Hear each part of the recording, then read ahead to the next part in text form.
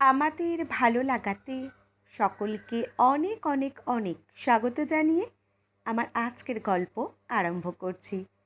আজকের গল্প অভিমানিনী। গল্পটি তাহলে শুরু করি। অনন্যার নিথর নিস্পন্দ শরীরটা পড়ে রয়েছে অজস্র নীল গোলাপের ফুল ছাপ চাদর ঢাকা বিছানায়। মৃদুমন্দ বাতাসে জানালার পর্দা উড়িয়ে সকালের নরম রোদের আলতো স্নেহস্পর্শ। মুখে আবছা হাসির রেশ।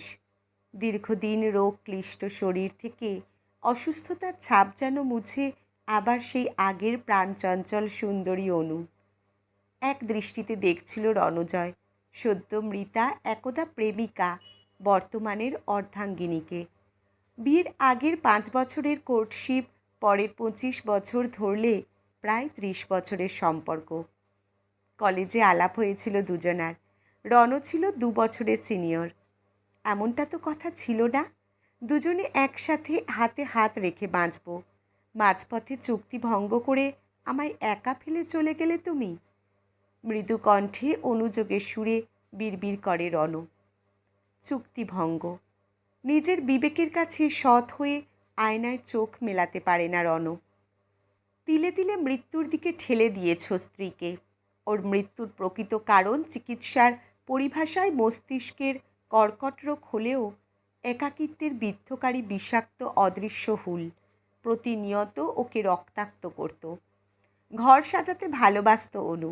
রকমারি বিছানার চাদর, পর্দা, আসবাবপত্র অদল বদল করে বৈচিত্র্য আনার চেষ্টা করত বারে বারে।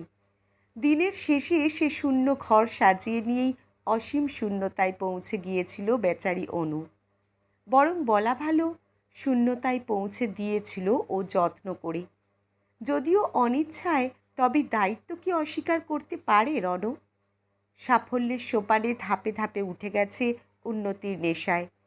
বছরের অধিকাংশ সময় কাটিয়েছ ফরেন ট্যুরে। ঘরে ফিরেও ওয়ার্ক ফ্রম হোমের টাইট শিডিউলে অনুর জন্য সময় বরাদ্দে কৃপণতা করেছে।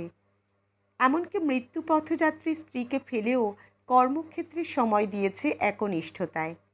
মহার্ঘ উপহারে ভরিয়ে দিয়েই স্বামীর কর্তব্য পালনের সহজ পন্থা বেছে নিয়েছিল রণ। উপহার চায়নি, সে অভিমানিনী চেয়েছিল আপনজনের সান্নিধ্য। বিয়ের আগে প্রতিশ্রুতি ভুলে রণ মনে রাখেনি সংসারের অনুর স্যাক্রিফাইস। সংসার সুখের হয় রমণীর গুণে। আপ্তবাক্য স্মরণ করে আধুনিকা শিক্ষিতা অনুকে পেছনে ঠেলে গেছে কেবল। ইংলিশ লিটারেচারে ডক্টরেট করা মেয়েটিকে জব করতে দেয়নি, অথচ অধ্যাপনার ইচ্ছে এবং যোগ্যতা দুই ছিল ওর। মহার্ঘ উপহারে ক্ষতিপূরণের অক্ষম প্রয়াস করে গেছে ক্রমাগত। অনু বলেনি। ইদানিং উপহার প্রাপ্তিতে উল্লাস নয়, বিবমিষা হতো ওর।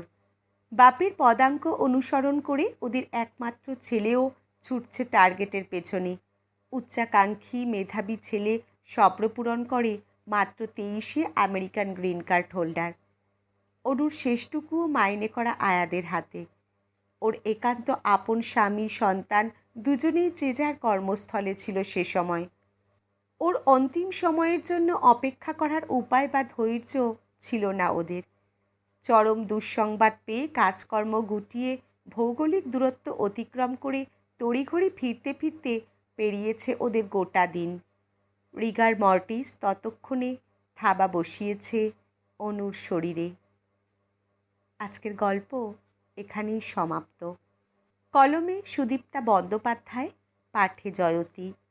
ধন্যবাদ।